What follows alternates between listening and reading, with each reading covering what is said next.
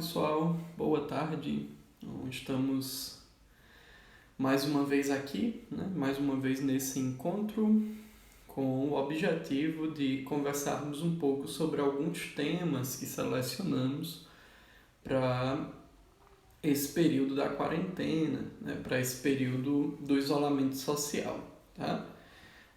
Sejam todos muito bem-vindos, apenas lembrando que essa é a nossa segunda série de lives, Então nós estamos numa programação de encontros digitais e espero que de alguma forma esteja contribuindo com vocês. Pelo menos o feedback os feedbacks que eu tenho recebido são feedbacks que nos apoiam a prosseguir com esse trabalho,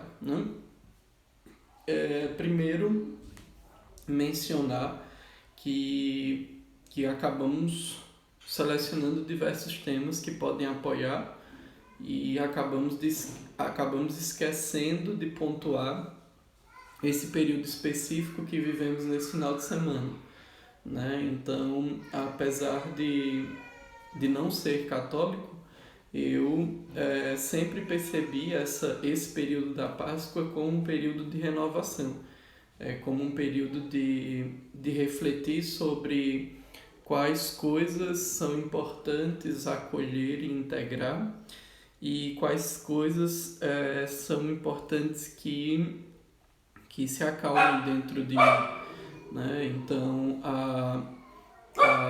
o objetivo desse momento sempre foi, para mim, essa reflexão, esse mergulho no que é importante deixar calmo, O que é importante acalmar.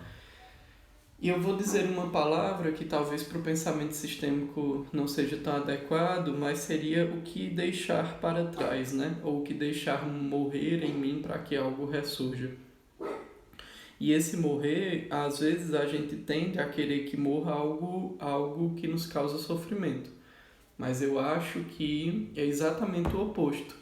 Eu acho que quando nós somos convidados, principalmente numa visão sistêmica, a deixar que algo morra, é importante que a gente pense em algo que aparentemente nos faz bem, mas que de alguma forma pode estar apresentando algumas consequências de tudo isso que nós escolhemos deixar de sofrer, ou que nós escolhemos deixar de viver, de alguma forma, tá? Então, o tema da live de hoje é como lidar com traumas, E aí eu vou só avisar a vocês mais uma vez como eu faço com frequência.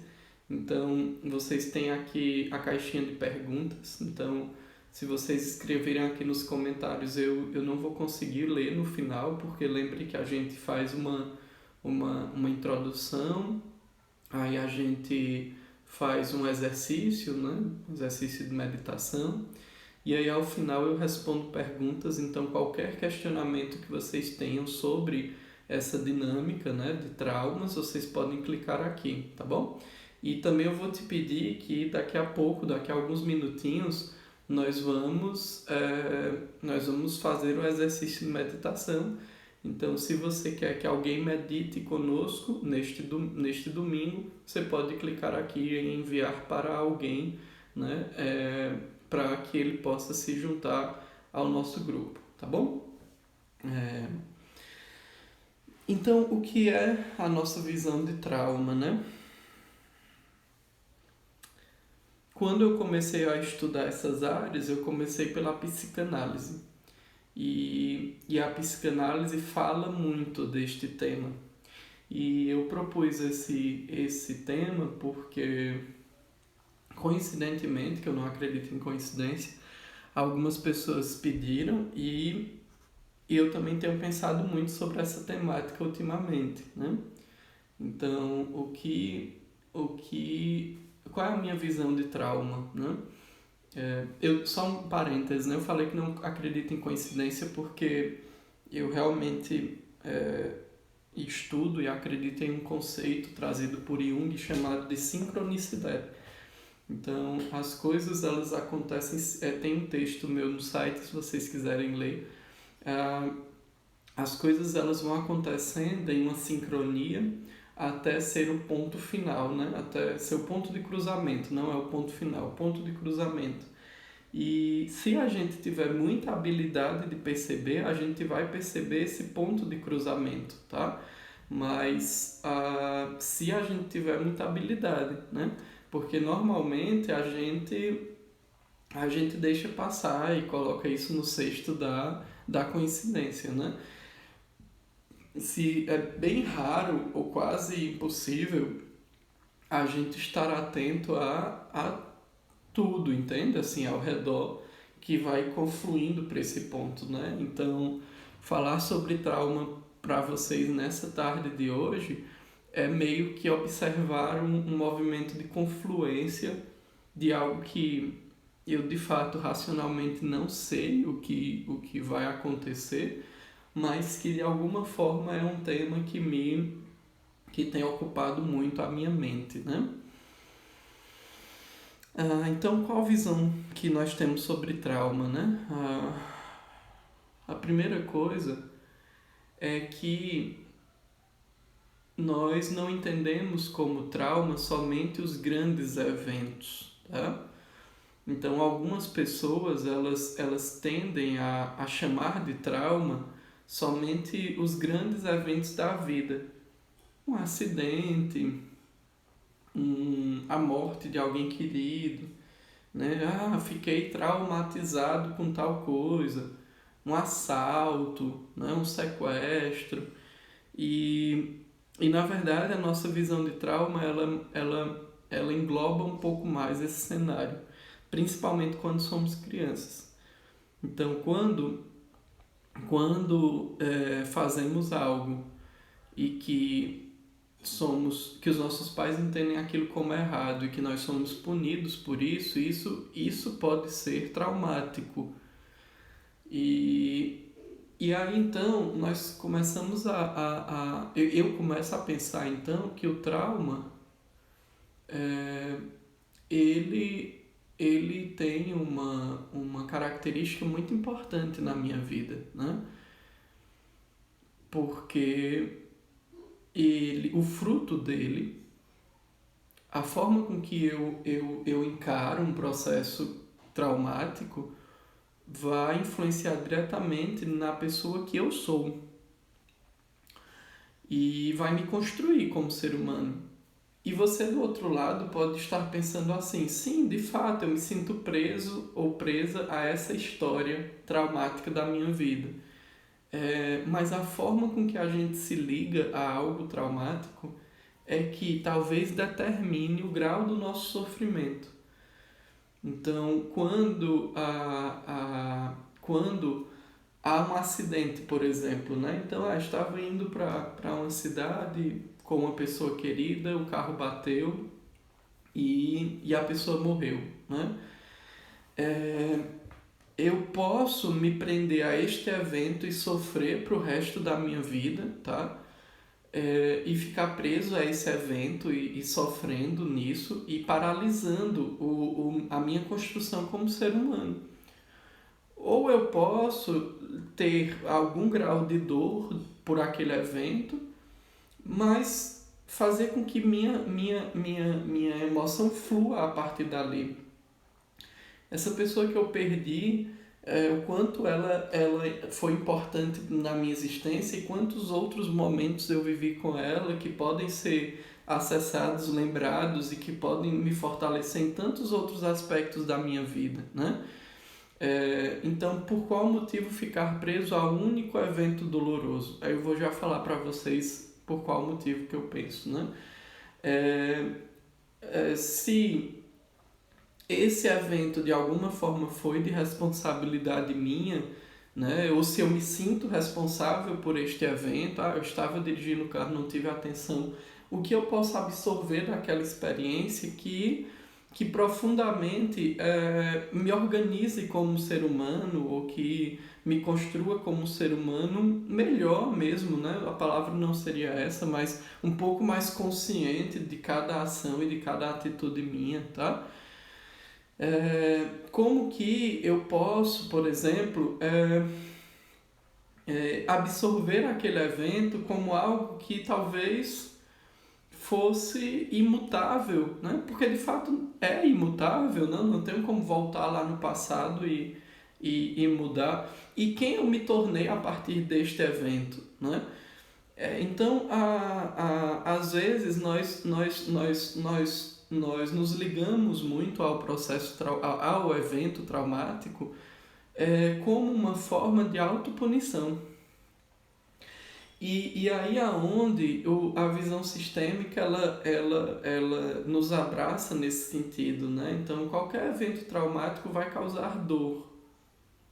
Mas quanto mais eu estiver ligado a ele, às vezes nós ficamos ligados a um evento traumático durante anos da nossa vida, 20 anos, 30 anos. Eu conheci pessoas que passaram 30, 40 anos ligados a um evento traumático, né? E aí nós não percebemos que esse se ligar ao evento traumático é uma estratégia que a minha mente usa para esconder, para me vendar de outros temas, de outros assuntos da minha vida. Então, por exemplo, se eu acho que meu pai me abandonou, aí eu considero isso um evento traumático e começo a dizer que toda a minha vida é pautada nisso. Eu sou assim porque meu pai me abandonou. Eu não vou me casar porque meu pai me abandonou. Não vou ter filho porque meu pai me abandonou. E aí eu não percebo que não foi um evento traumático somente. Cada pequena construção em cima disso que eu fiz foi... Talvez o evento traumático não tenha sido responsabilidade minha, ok. Mas cada pequena construção em cima disso que eu fiz é de responsabilidade minha.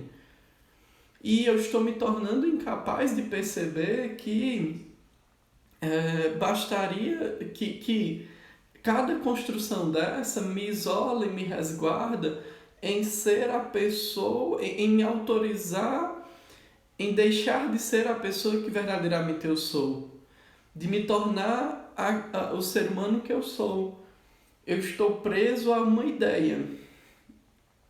Então, se eu não sou capaz de processar o evento traumático, pelo menos, eu devo me tornar capaz de compreender que cada pequena escolha pós o evento traumático, aí sim é de responsabilidade minha.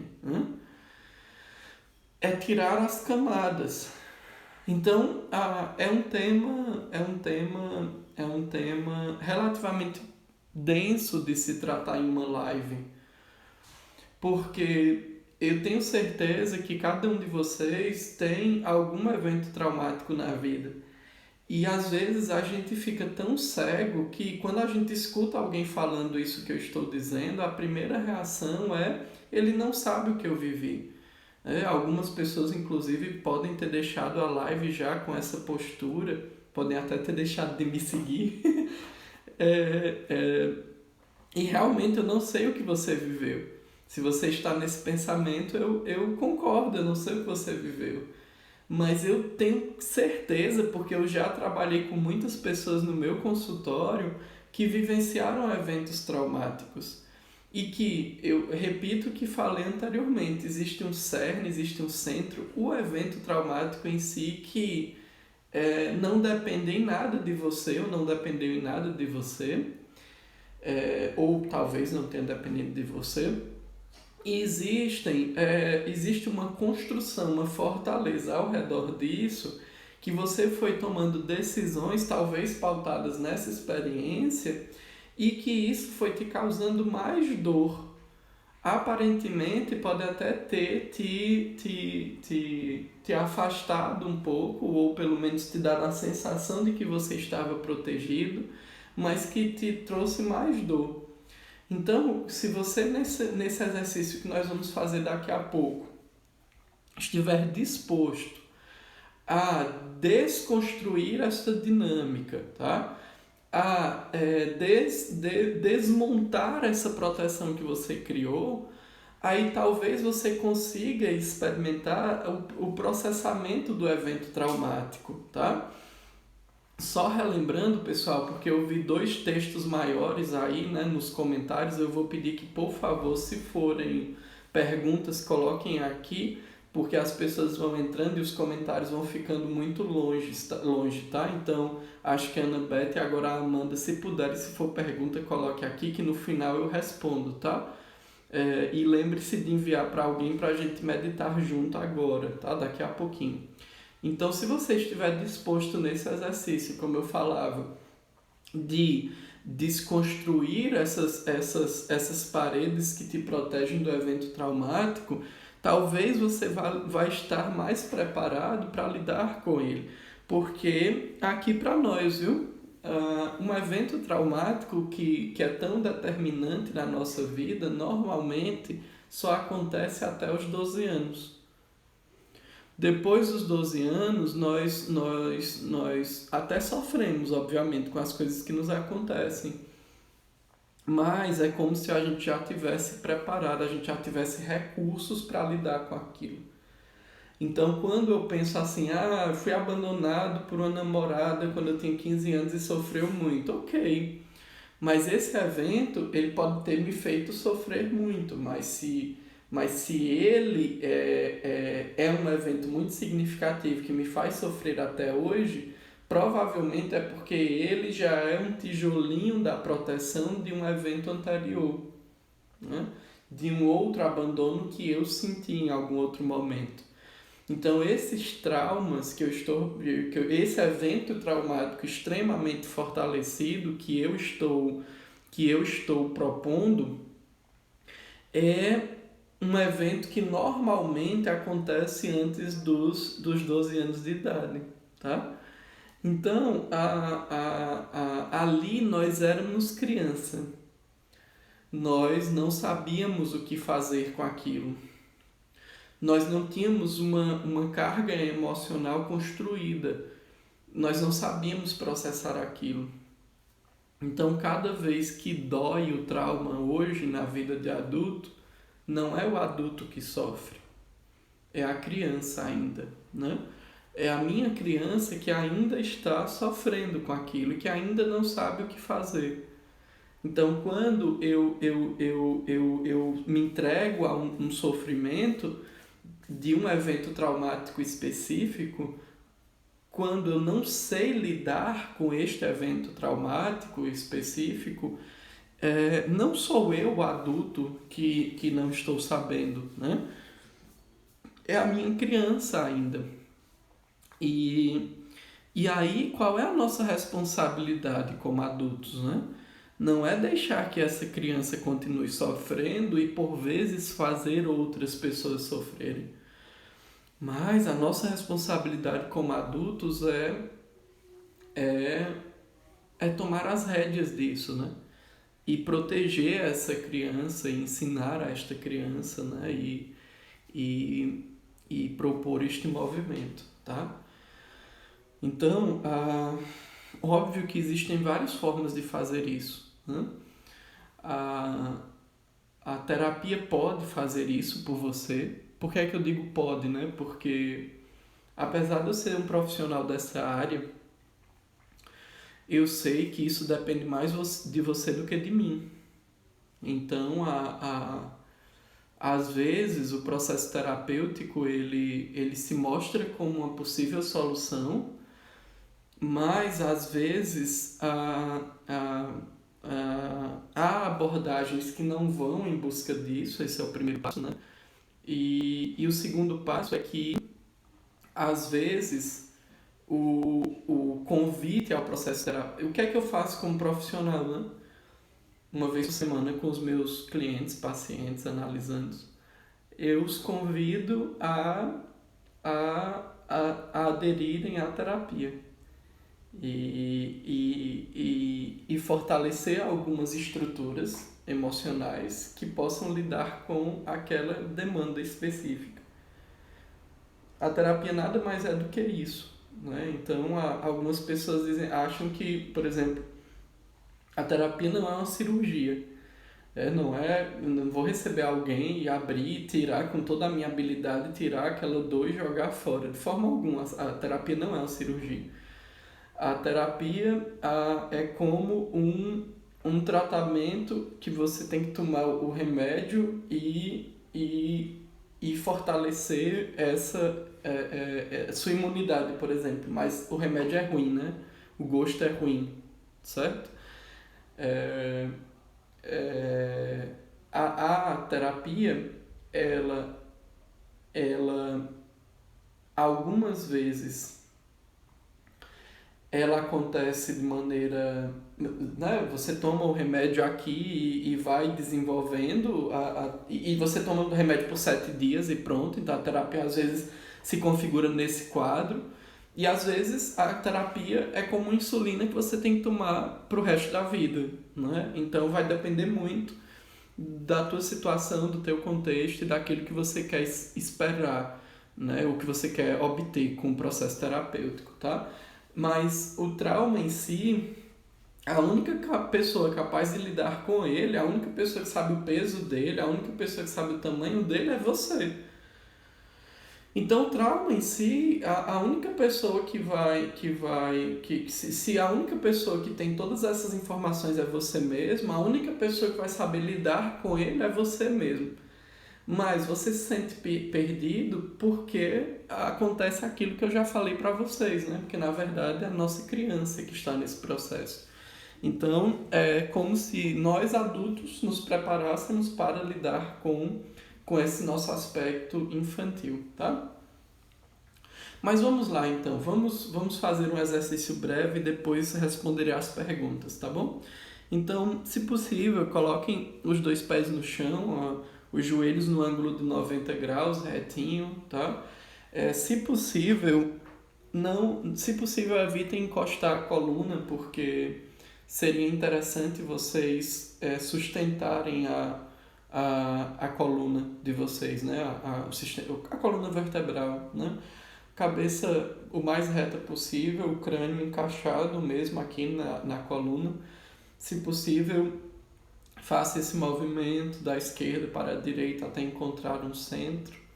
Quem preferir, que não quiser colocar os pés no chão, quem preferir pode cruzar as pernas, posição de pernas cruzadas ou meia lótus ou lótus completa, como acharem melhor. E então eu vou pedir que vocês respirem como nós temos feito aqui nos nossos encontros. Então, solte o ar o máximo possível, tá?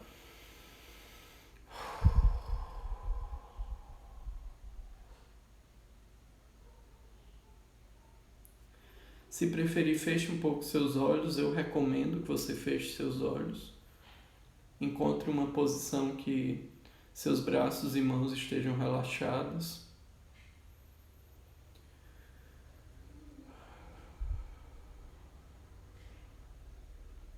Da próxima vez que você soltar o ar, solte o máximo possível. Esvazie-se o máximo possível. Esvazie o pulmão, mas esvazie também qualquer necessidade de controle. Você terá bastante dificuldade de esvaziar sua mente. Então seus pensamentos vão chegar e vão continuar, vão fluir.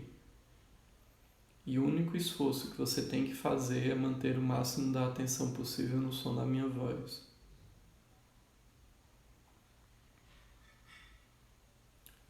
Mantenha-se seguro, como se você tivesse certeza de que é possível se sentir protegido. E vá deslizando suavemente para algum lugar em que você consiga encontrar aquela criança que você foi. E eu sei que de alguma forma ela pode ter sofrido. Mas nesse instante, encontre com ela em um dia divertido.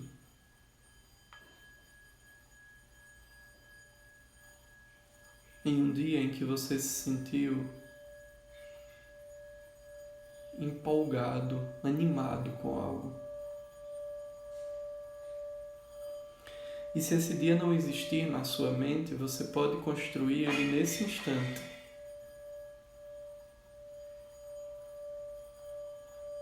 Como seria? Como seria proporcionar um dia, talvez o dia de hoje, para aquela sua criança, para a criança que você foi? Um dia empolgante. Se essa criança estivesse aos seus cuidados hoje, o que você faria com ela? Para onde você levaria? Que atividades você faria com ela?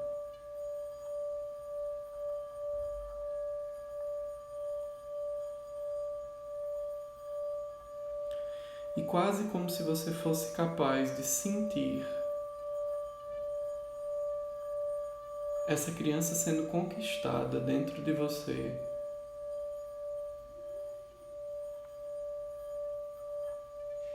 Você desenvolve um grau de certeza de que por algum tempo você acreditou que era somente isso que você acha que é. Mas de alguma forma essa criança te faz acreditar que você é muito mais do que isso.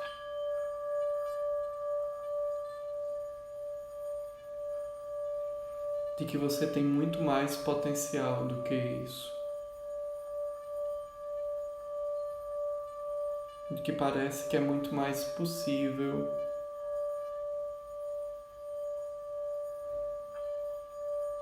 lidar com todas as coisas da sua vida.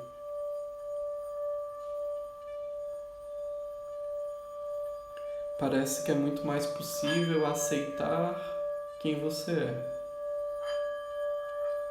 sem nenhum julgamento.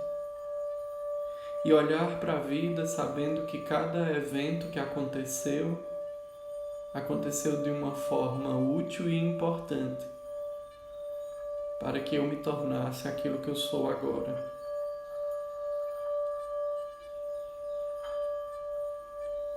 E aceitando que em alguns momentos eu posso me sentir triste e abatido,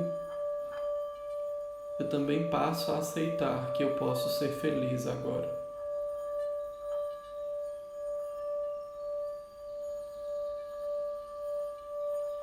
Você vai ficando um pouco com essa sensação.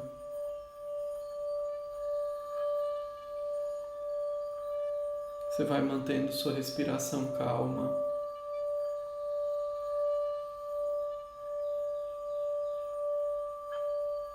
E você vai retornando, observando essa criança crescendo e espalhando o máximo dessa capacidade por toda a sua vida. Passando através dos anos e dos eventos.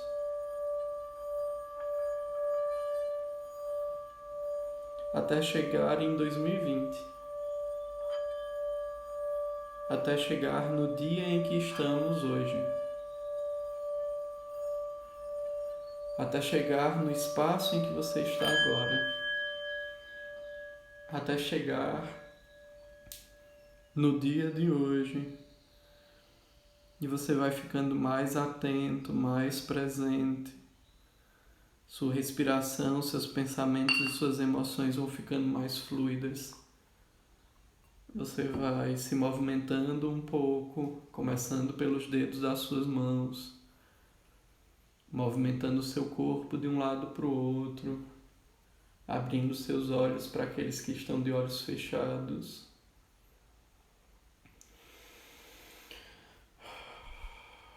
Quando você estiver bem atento, bem presente, me dê um sinal, por favor. Comente algo, coloque aqui os coraçõezinhos para eu saber que você está bem atento, bem presente, bem focado, completamente disposto. Isso. Venho ficando mais atento, mais presente, mais focado, ouvindo o som. Mais atento, mais presente, mais focado. Isso, mais atento, mais presente, mais focado. Ok, todos presentes, obrigado, obrigado. Ok, vamos chegando para podermos fechar os nossos comentários, inclusive respondendo perguntas, tá? Então, bem atentos, bem focados, isso, ok, que bom, que bom. Se possível, como esses comentários eles apagam, tá, pessoal? Então, se possível, eu vou pedir que vocês registrem os comentários de vocês ou no meu site ou no inbox, né, aqui no direct, ou até mesmo na pesquisa, né? Eu acho que ainda está aberto, então é só clicar aí na pesquisa no link do Instagram. Mas eu vou responder algumas perguntas antes de encerrar este nosso encontro, tá? Então, vamos lá. Ih, tem muitas perguntas aqui, né? Então vamos lá, peraí, vamos por partes aqui. Os traumas simbióticos têm o mesmo peso na formação da personalidade ou o peso é maior? Eu não trabalho muito com o conceito de personalidade, tá? Então, esse não é o meu campo de atuação, né? Dentro da psicanálise, nós entendemos como estrutura psíquica. Então, a, acaba que quando você me pergunta se a formação da personalidade, e aí eu vou mudar o termo personalidade por estrutura psíquica, tá? Então, na minha estrutura psíquica, né, se um trauma pode influenciar na minha estrutura psíquica, na verdade, para a área que eu compreendo, um evento traumático, como eu lido com o evento traumático, vai ter uma relação direta com a estrutura de personalidade, ou a estrutura psíquica que eu desenvolvo. Agora, isso não é necessariamente ruim. É essa a grande sacada do pensamento sistêmico. Se torna ruim quando, por algum motivo, eu me prendo a esse evento. E esses motivos que me fazem me prender a esse evento são motivos que eu me considero incapaz de trabalhá-los. Agora, quando você fala de traumas simbióticos, eu não sei se são traumas simbióticos, enfim, eu gostaria de mais informações sobre o que você busca com isso, né? Se teria, de repente, um impacto em duas pessoas ao mesmo tempo, enfim, eu fico limitado em fazer esse comentário. Talvez você seja, não sei se você é estudiosa de outra área, né? Por exemplo, psicologia ou não, e pode estar se referindo a um termo específico da área que você estuda. Dentro da abordagem que eu trabalho, nós trabalhamos nessa perspectiva, é que o não que nós recebemos do ambiente, esse negar, né, que o ambiente faz, os nossos pais ou o ambiente mesmo, esse negar, ele, ele, ele é essencial para a nossa formação, inclusive. Então, nós temos pequenos eventos traumáticos ao longo da nossa infância. Agora, nós nos prendemos a alguns desses eventos porque ou foram fortes demais ou tiveram um forte impacto, ou de alguma forma trouxeram à tona muitas das nossas dores ou muitas das nossas dificuldades. Então, tem sim um impacto na minha estrutura psíquica. Agora, que impacto é esse? Aí eu vou trabalhando algumas demandas para me... Ok? Ok. Eu vou trabalhando as minhas demandas para me apropriar daquilo de uma forma que não haja somente dor, que não haja somente sofrimento, tá? Opa, vamos para mais uma pergunta, tá? Nossa, tem muitas perguntas. 。 . 。 . 。 . 。 . . . . . . . . . . . . . . . . . . . . . . . . . . . 。 . . . . 。 . 。 . 。 . 。 . 。 . 。 . 。 . . 。 . 。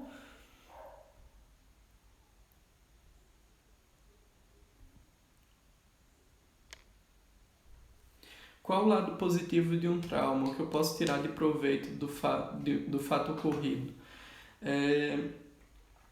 Dentro do pensamento sistêmico, nós evitamos esse julgamento, né, de positivo e negativo, tá?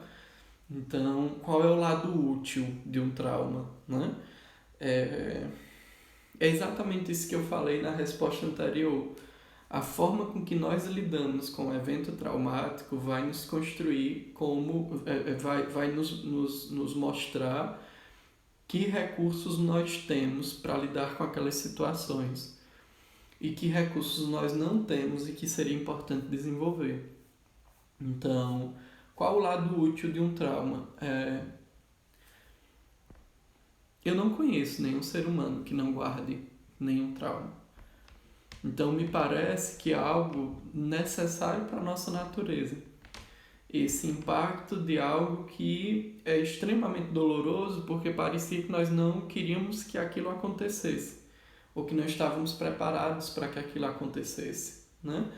Então, o evento traumático ele ganha força à medida que ele bate em uma grande ferida minha.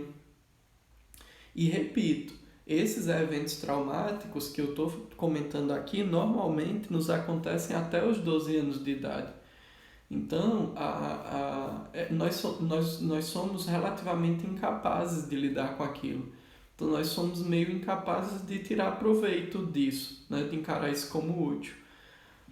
Agora, como adultos, é que nós temos a capacidade de olhar para aquilo e evitar que aquilo fique me influenciando diretamente, né? Então, tive um evento, sei lá, fui abusado na infância.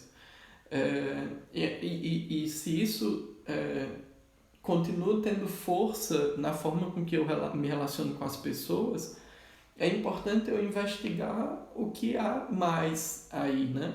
E aí, às vezes, algumas pessoas não conseguem fazer isso sozinhos. Precisam de um processo terapêutico, de um apoio para lidar com aquele evento, né? Porque às vezes é um evento tão doloroso, fez a nossa criança, né, sofrer tanto, que nos trava, nos bloqueia, nós não conseguimos às vezes nem falar sobre o evento, né? Então precisamos de apoio nesse caso, tá? Tem mais perguntas, então vamos lá.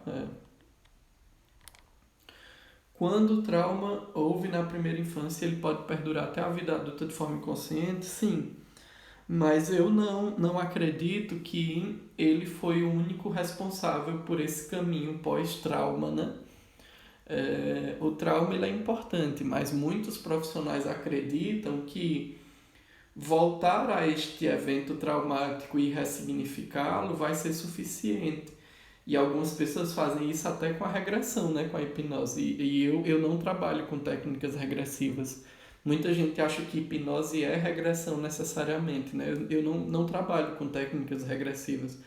Então, na minha opinião, aquele evento traumático da primeira infância foi ganhando caminhos e fortalecendo em cima de outras dores que nós temos e que de alguma forma nos influencia sim na vida adulta, tá? Inconscientemente. Ou não, né? Em alguns casos.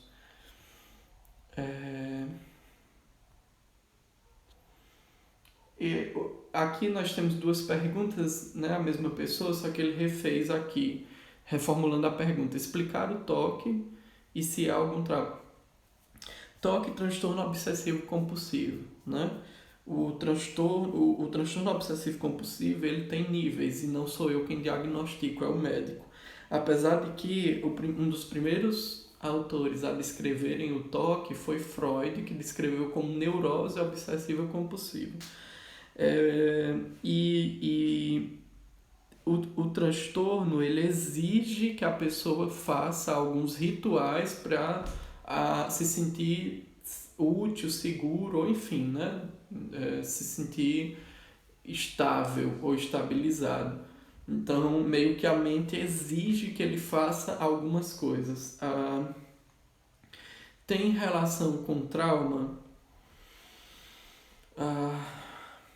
Eu não gosto de generalizações, apesar disso ser uma generalização, mas quase todo o sofrimento que nós vivemos hoje em dia está relacionado com eventos traumáticos que nós nos sentimos incapazes de processar.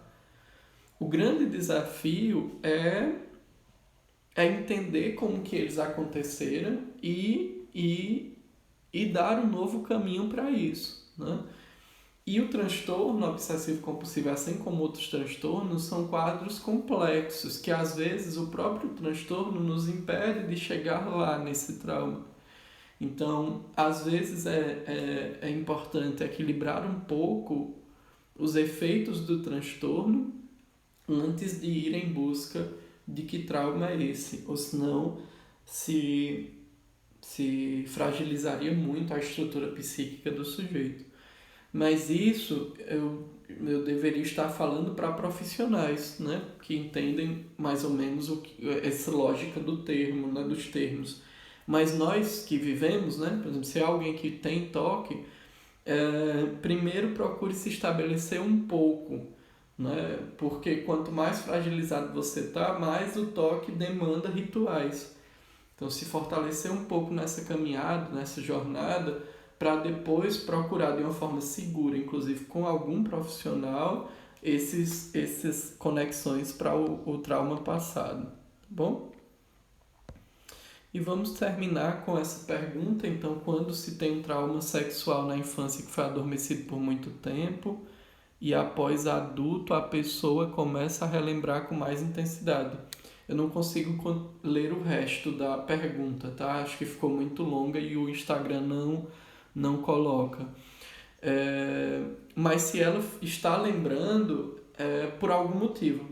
Talvez a sua mente esteja te dando pistas de que você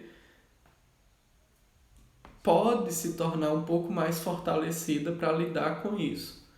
Porque empurrar para baixo do tapete nunca é o melhor caminho, tá? Então, às vezes, nós esquecemos e isso tem uma intenção, isso tem um propósito. E se está sendo liberado agora, isso também tem uma intenção, também tem um propósito. Então, eu aproveitaria esse momento para procurar um processo terapêutico e elaborar isso, né? E processar melhor isso, tá? Entrou mais uma pergunta, eu acho. Não, ok. Entrou. O bullying pode se converter em trauma? Na verdade, tudo pode se converter em trauma, né? De novo, é como nós lidamos com a realidade externa, não é a realidade externa em si. Então, significa dizer que toda criança que sofre bullying vai se traumatizar? Não. Agora, com o bullying ferindo inseguranças dela, a probabilidade de uma criança que sofre bullying se traumatizar é grande. Por quê? Porque normalmente o bullying é feito em cima da ferida que ela já traz. Então, não é só o bullying que tem que parar, né? O bullying tem que parar sim. Eu acho que os educadores, os psicólogos têm que fazer esse trabalho com as crianças. Ele tem que parar. Mas não é suficiente. É importante que a criança desenvolva segurança naquela fragilidade dela, né? Então, o bullying é uma porta para lidar tanto com a criança que sofre como com a criança que faz. Porque o agressor, ele é agressor por causa de uma fragilidade também, né? Ninguém é agressor porque, a não ser que tenha uma patologia, né? Uma patologia grave, como uma psicopatia e tal, mas ninguém é agressor por prazer, né? Normalmente as crianças agressoras elas fazem isso como estratégia também, para não lidar com suas fragilidades, é a forma com que sabem lidar. É mais fácil olhar para mais fácil fazer com que as pessoas olhem para a fragilidade do outro do que eu me deparar com as minhas, né? Ou as pessoas descobrirem as minhas, tá bom? Pessoal, então é isso. Por favor, continuem propagando, compartilhando, porque eu só faço esse trabalho porque vocês estão aqui, né? Não faria sentido para mim abrir uma live e não ter ninguém. Então, quanto maior o número de pessoas, mais nós fortalecemos esse caminho. Continuem dando feedback E amanhã à noite fui convidado por um perfil que acompanhou essas 3 lives, a Rádio Som Zoom de Tianguá. Então amanhã à noite ela me convidou para a gente conversar um pouco, então fiquem atentos, né? Amanhã às 19 horas aqui no meu perfil mesmo. Eu acho que deve ficar salvo no perfil dela, eu não sei, mas amanhã à noite nós estaremos aqui novamente, tá bom? E continuem propagando aí, contando para os amigos e fiquem atentos que vamos mantendo aí vocês informados de qualquer projeto e de qualquer passo que a gente dê nesse sentido do digital. Tenha um ótimo domingo de Páscoa, né? Uma ótima renovação e espero que... lembre também que lá no Telegram tem algumas meditações e tal, então vocês podem ouvir lá e mantemos contato por aqui. Um forte abraço, muito obrigado e até a próxima.